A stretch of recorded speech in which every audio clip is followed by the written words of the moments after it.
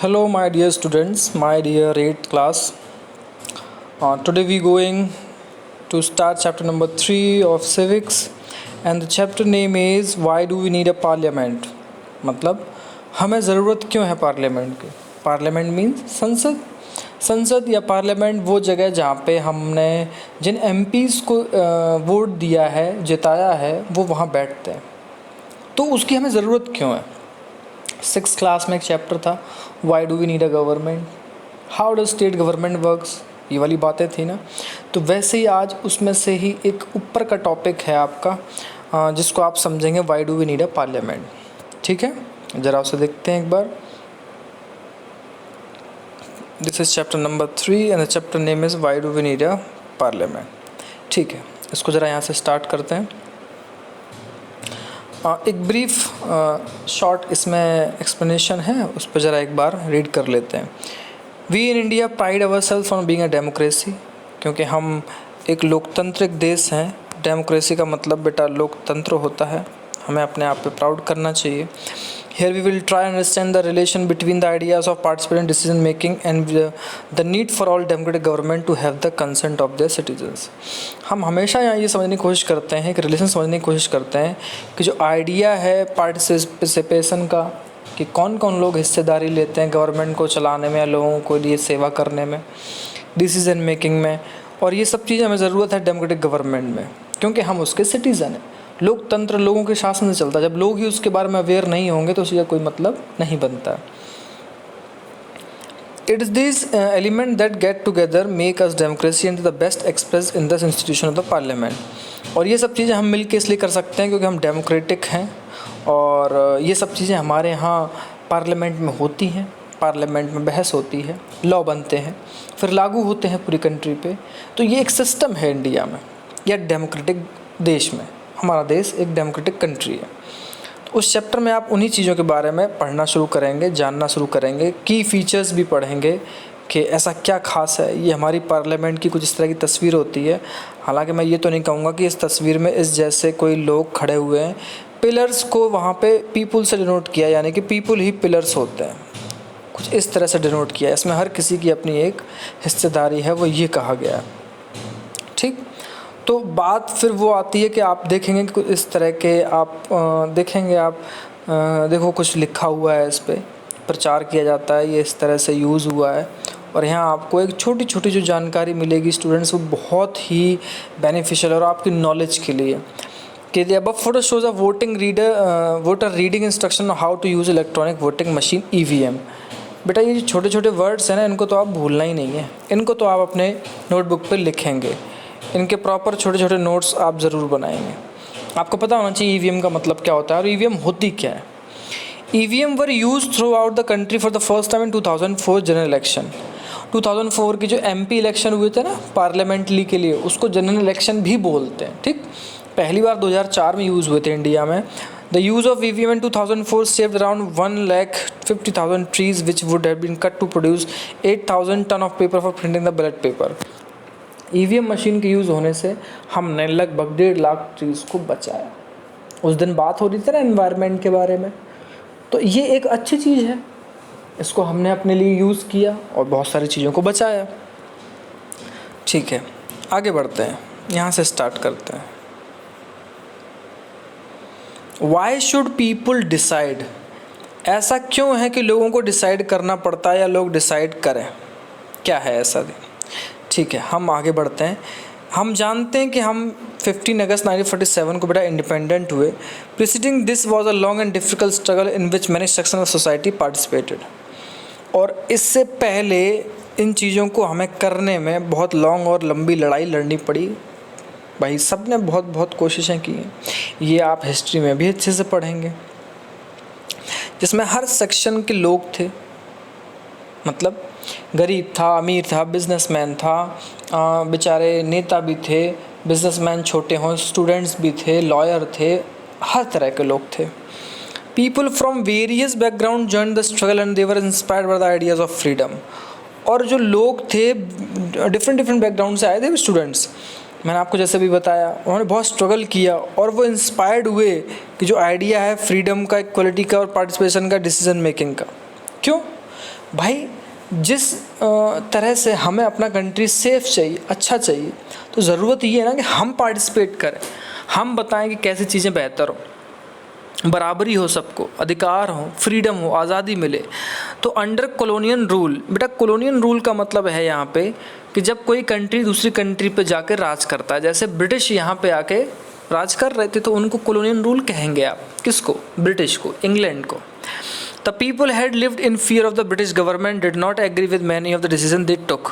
Simple सी बात है कि ब्रिटिश गवर्नमेंट जब यहाँ वर्क कर रही थी, इंडिया पे राज कर रही थी, तो यहाँ के लोग डर के मारे तो वैसे भी रहते थे, और उन्हें डर लगता था कि अगर वो कुछ कहेंगे तो वो कुछ कर देंगे, और इसीलिए वो जो भी डिसीजन लेते थे ब्रिटिश, तो उसके खिलाफ आपने देखा कई बार आवाज़ उठती थी, लेकिन बहुत सारे लोग डरते भी थे।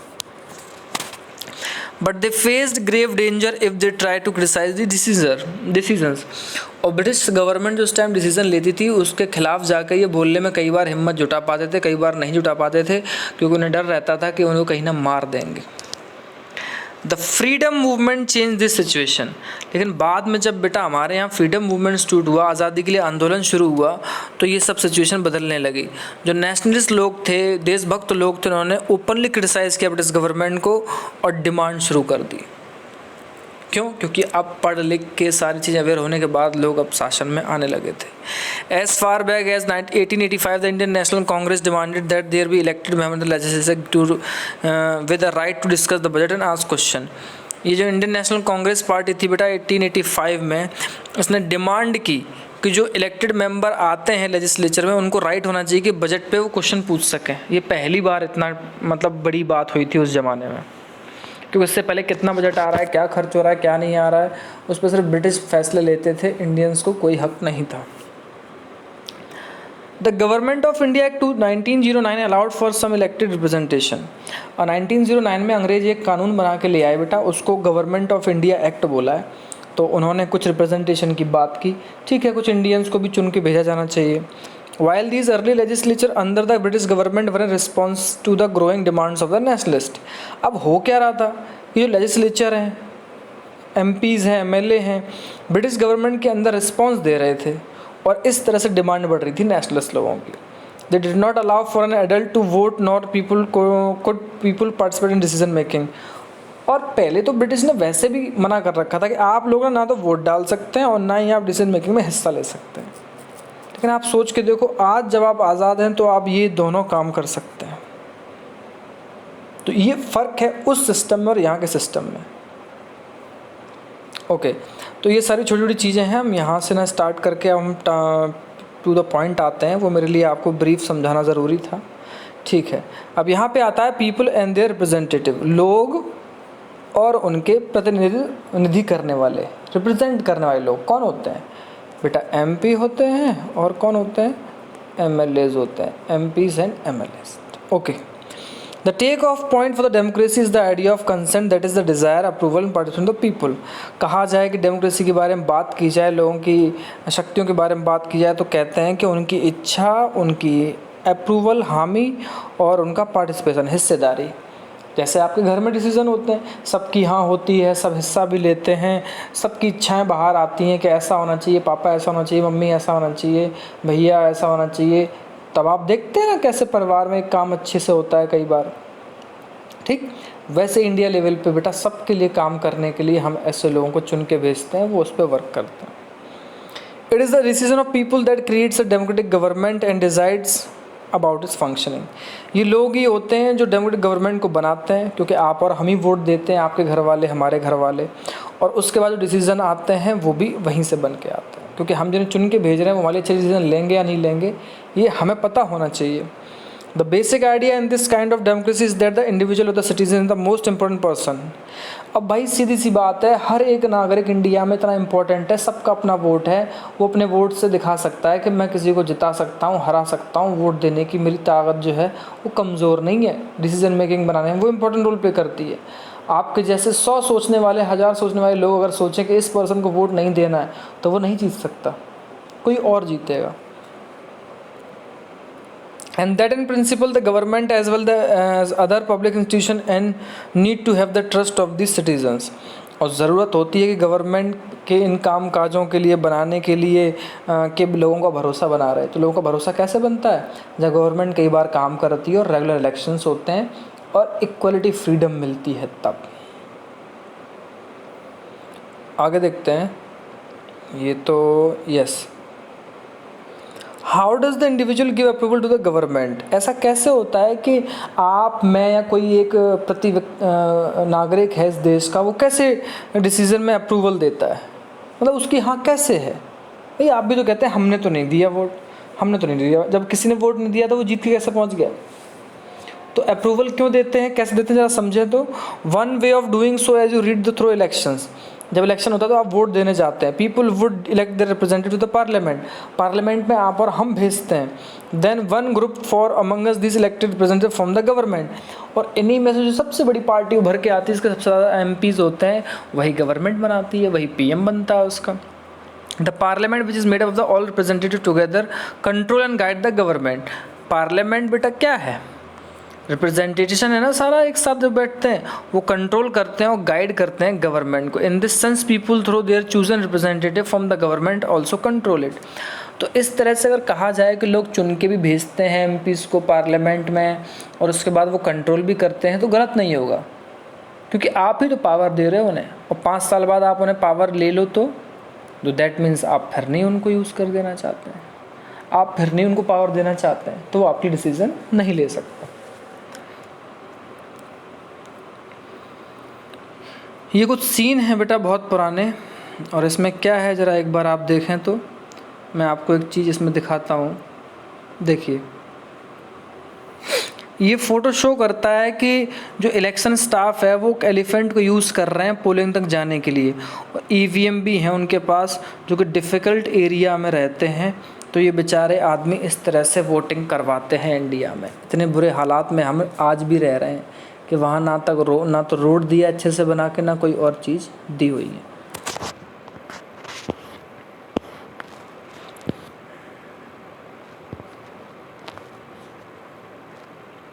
एक छोटी सी चीज़ें हैं, हालांकि ये पिछले क्लासेस में हुआ करती थी, अगर आपको याद हो कि कॉन्स्टिट्यूएंसी टर्म क्या है, रिप्रेजेंट क्या है, एमएलए और वो कैसे इलेक्टेड होते हैं, और स्टेट लेजिस्लेटिव असेंबली जो होती है, पार्लियामेंट होती है, उसमें क्या डिफरेंस होता है, और कुछ स्टेटमेंट दिए हुए हैं ये आपके सीखने और समझने के लिए।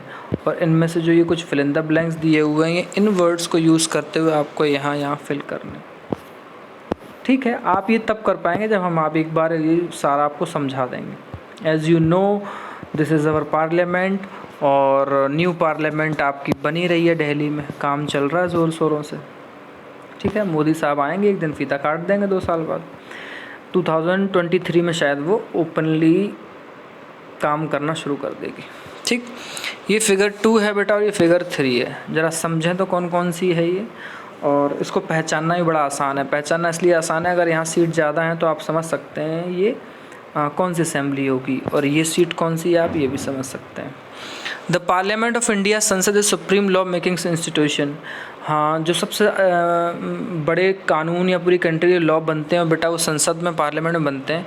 इसके 2 हाउस हैं, राज्यसभा एंड द लोकसभा। ये नोट्स में आपको लिखना है बेटा यहाँ से। ठीक, राज्यसभा जो काउंसिल ऑफ स्टेट्स बोलते हैं, उनकी टोटल स्ट्रेंथ 245 मेंबर्स की है, और ये वाइस प्रेसिडेंट जो इंडिया के होते हैं वो इसके चेयर्ड पर्सन होते हैं। चेयर पर्सन मतलब अध्यक्ष होते हैं, किसके?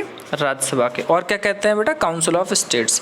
कितने मेंबर होते हैं? 245। ये छोटी छोटी जानकारियाँ, छोटी नॉलेज आपको रखनी है और लिखनी है। लास्ट है Lok Sabha, house of the people with the total members of 545 is preceded by the speaker. और लोकसभा में बेटा 545 हमारे यहाँ मेंबर्स होते हैं इंडिया में, और इसका जो हेड होता है वो कौन होता है? स्पीकर बोलते हैं उसे। लोकसभा अध्यक्ष को हम क्या बोलते हैं बेटा? स्पीकर। लोकसभा अध्यक्ष भी कह सकते हैं हिंदी में, इंग्लिश में speaker, speaker of the Lok Sabha. ठीक है, तो ये छोटी छोटी चीज़ें हैं, और फिर हम स्टार्ट करेंगे नेक्स्ट टॉपिक, जगह पार्लियामेंट का रोल क्या है। भाई सिंपल सी बात है, पार्लियामेंट का रोल ये है कि वो लॉ बनाती है, वहीं से सारे देश के लॉ बनते हैं और उसके बाद वो देश में लागू होते हैं। ठीक, Created after 1947, Indian Parliament is expression of the felt faith the people of India have in principle of democracy. जब 1947 में बंटवारा हो गया, कंट्री का इंडिया बन गया, तो पार्लियामेंट एक ऐसा एक्सप्रेशन सिंबल था हमारे लिए कि हमारा उस पर भरोसा हो। क्यों? क्योंकि यहाँ बैठे हुए लोग ही हमारे देश की तरक्की को आगे ले जाएंगे, लोगों को अच्छा बनाएंगे। These are participation by people in the decision making process and the government by consent.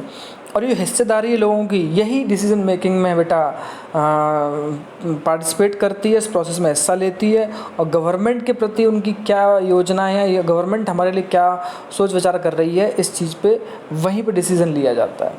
अगर आपको लगता है कोई आपको डिसीज़न नहीं ले रहा है तो आप उसको वोट नहीं करते हैं, आप उसको क्रिटिसाइज़ करते हैं।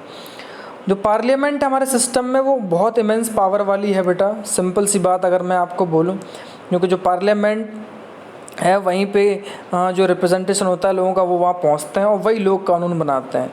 इलेक्शन जो होते हैं पार्लियामेंट के वो सिमिलरली स्टेट में जो एमएलए के चुनाव होते हैं उसकी तरह ही होते हैं, हर 5 साल बाद। The Lok Sabha is usually elected once for 5 years. ये क्वेश्चन है कि बताइए लोकसभा के चुनाव कितने बार होते हैं, साल में कितनी बार? तो आप बताएंगे sir every 5 years. After every 5 years Lok Sabha elections was held, will be held. The country is divided into numerous constituencies as shown in the map of page 41. Constituency word का मतलब 6th क्लास में 7th में आपने ज़रूर समझा होगा students. Constituency का मतलब हो गया लोकसभा निर्वाचन क्षेत्र, जहाँ से लोकसभा से कोई एक एमपी चुन के जा रहा है। और जो ईच कॉन्स्टिट्यूंसी है वो इलेक्ट करती है 1% पार्लियामेंट को। जो कैंडिडेट्स होते हैं वो जो इलेक्शन जीतता है डिफरेंट पॉलिटिकल पार्टीज से होते हैं। ठीक, अब यहाँ लिस्ट दी हुई है बेटा, देख लो आप इसे, समझ लो कि रिजल्ट है 17th लोकसभा इलेक्शन का मई 2019 में। तो बीजेपी के 303 सांसद थे, कांग्रेस के 52 थे, और ये छोटी छोटी पार्टियाँ हैं जिनके ये सांसद हैं। अब आप इसको अच्छे से समझ सकते हैं। ठीक, तो ये छोटी छोटी चीज़ें हैं आपको जानने के लिए, समझने के लिए, इसीलिए बीजेपी के पीएम बने हुए हैं, कांग्रेस पीछे रह गई। और ये बाकी सारी जो पार्टियां हैं इनमें से कई सारी नेशनल लेवल की भी हैं, स्टेट लेवल की भी पार्टी हैं। तो ये सारी की सारी चीज़ें आपको समझना भी ज़रूरी है और आपको जानना भी ज़रूरी है, और धीरे धीरे आप जानेंगे कि आप बहुत सारी चीज़ों को अच्छे से पढ़ भी पा रहे हैं और अच्छे से कर भी पा रहे हैं। ठीक, आगे देखिए, ये बहुत सारी पार्टी हैं, आप देखो ना कितनी सारी पार्टी हैं।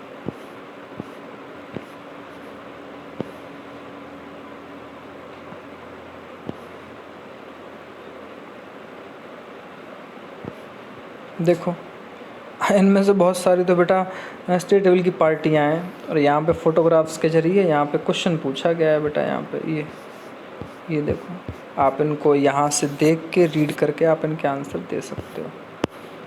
ठीक, और ये 2009 के इलेक्शंस के रिज़ल्ट हैं, 10 साल पहले के।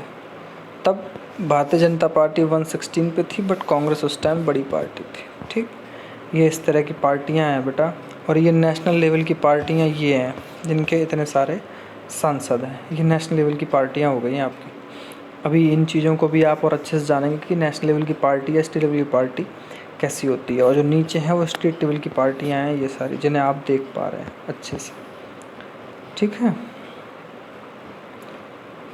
तो ये सब आप देख सकते हैं, बहुत सारी चीज़ें हैं जो चेंजेस हैं, और उनको पढ़ने में बहुत मज़ा आने वाला है, जानने में अच्छा लगेगा आपको। और जो लास्ट इसमें पैराग्राफ है उसे फिनिश कर देते हैं, फिर नेक्स्ट कल से हम और रेगुलर आगे टॉपिक ले जाएंगे। Once elected this candidate become members of parliament और एमपी। अगर आप पार्लियामेंट के लिए किसी को इलेक्ट करके भेजते हैं तो उसको बेटा मेंबर ऑफ पार्लियामेंट कहते हैं। These MPs together make up the parliament. और इन सब एमपीज से मिल के पार्लियामेंट बनती है, ध्यान रखना आप इस बात का। Once elections to the parliament have taken place the parliament need to perform the following function. एक बार जब इलेक्शन हो जाते हैं पार्लियामेंट में तो उसके बाद कुछ बहुत सारे फंक्शंस होते हैं, कामकाज होते हैं जो स्टार्ट हो जाते हैं। ठीक, वो हम कल स्टार्ट करेंगे। आज के लिए इतना ही रखते हैं। जो छोटे छोटे नोट्स हैं आप प्रिपेयर कीजिएगा बेटा। बहुत सारी नई चीज़ें आपको सीखने को मिली हैं, आपको नहीं पता था अपने पार्लियामेंट के बारे में, लेकिन आज आपने सीखा। नेक्स्ट डे कल स्टार्ट करेंगे आगे का topic. Okay, take care, bye bye.